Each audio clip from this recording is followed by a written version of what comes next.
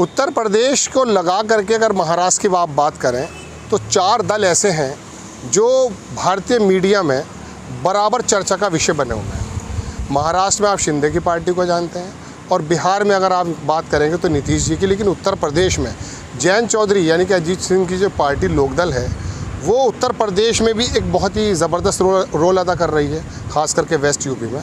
लेकिन अब अपने पैर वो राजस्थान की तरफ जा रहे हैं।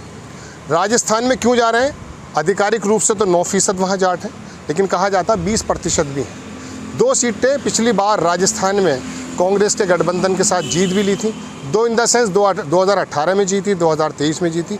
अब ये राजस्थान में जाटों की राजनीति चलने जा रही है या जयंत चौधरी जो हैं बीजेपी के साथ होने के बावजूद उनके गढ़ में सेंध लगा रहे हैं। हमारे साथ जो राजस्थान की जो प्रभारी हैं सोनिका आनंद जी हमारे साथ हैं, हम उनसे बात करेंगे। सोनिका जी, यहाँ उत्तर प्रदेश में गठबंधन भाजपा से है और पिछली बार भरतपुर की सीट लेने, एक वामपुरा शायद सीट और थी गालिबन, वहाँ पे 2 कांग्रेस के साथ ही मिलकर लड़े थे।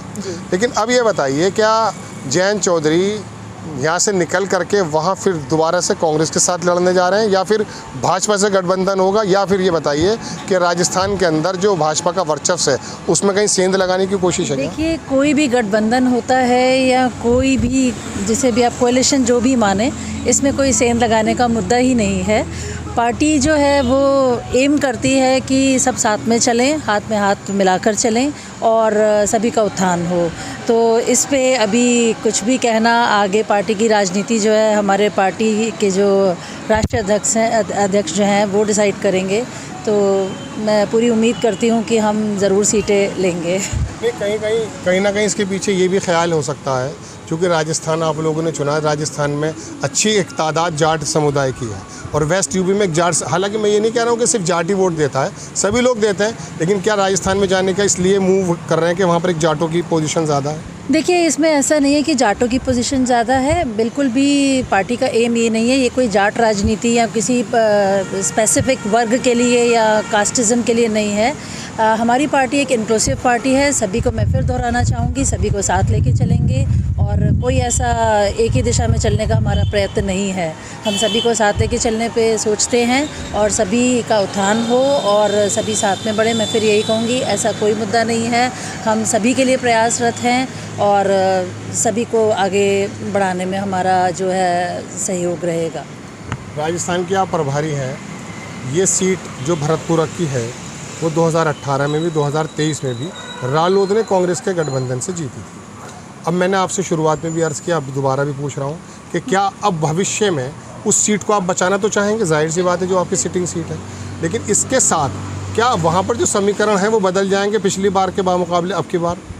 समीकरण तो कभी भी बदल सकते हैं। देखिए, राजनीति है, पर अभी फ़िलहाल का मैं ये कहूँगी कि ऐसा अभी कोई भी इस पे अभी विचार हम लोगों ने नहीं किया है और जो सभी के लिए अच्छा होगा वही किया जाएगा। राजस्थान में मुख्य लेवल से अगर देखा जाए तो 2 ही पार्टी हैं, कांग्रेस और एक भाजपा, लेकिन तीसरा दल वहाँ पर बेनीवाल एक नेता हुआ करते हैं मैम, वो तीसरा दल आरएलपी का है। 1 या 2 सीट उनके कभी कभी आ जाती हैं, लेकिन तीसरा दल सबसे बड़ा वही है। तो क्या ऐसा तो नहीं कि आप तीसरे दल के, चूँकि पिछले दिनों अखबारों में भी आए थे काफ़ी बार कि तीसरे दल के रूप में लोक दल फिर वहाँ अपनी जगह बना रही है, वहाँ कोई गठबंधन छोटे छोटे दलों के साथ मिलकर के बना सकते हैं ऐसा? देखिए, मुझे एक बात बताइए, क्या प्रयास करना हर प्रकार से उचित नहीं है? मोदी जी नाराज़ हो जाएंगे आपके प्रयास? नहीं, मोदी जी को हम नाराज़ क्यों करेंगे? नहीं होने देंगे, ऐसा कुछ भी नहीं है। और मोदी जी के साथ साथ हम किसी को भी नाराज़ नहीं होने देंगे। और मैं बार बार यही कहूँगी, सिर्फ पार्टी इंक्लूसिविटी पे काम करती है, सभी को साथ लेके चलेगी। जो समीकरण बैठेंगे ये आगे वक्त ही बताएगा कि क्या समीकरण बैठे। अच्छा, विपक्ष के लोग तो उम्मीद ये कर रहे थे कि उत्तर प्रदेश में ही भाजपा और लोकदल का बीच में डिस्टेंसेस आ जाएंगे, लेकिन आप तो वहाँ राजस्थान जा करके बाकायदा उनसे और मिलने की बात कर रहे हैं, क्योंकि वहाँ सरकार भी उन्हीं की है, बीजेपी। देखिए, सरकार उनकी है, वो सारी बात ठीक है। तो ऐसा मुझे नहीं लगता है कि राष्ट्रीय लोकदल जो है कभी भी अलग अलग कोई चुनावी मुद्दा या किसी भी टाइप का गंदी राजनीति का कभी हिस्सा बनेगा। एक बहुत ही साफ़ सुथरी पार्टी है और एक बहुत ही, उनका उद्देश्य जो है क्लियर है। हम लोग अपने कॉन्सेप्ट में, अपने उद्देश्य में बिल्कुल क्लियर है कि हमें कैसे आगे बढ़ना है और सिर्फ ये मैं कहूँगी कि जनहित के लिए होगा जो भी होगा। हमारे साथ थी सोनिका आनंद, जो कि प्रभारी हैं राजस्थान की।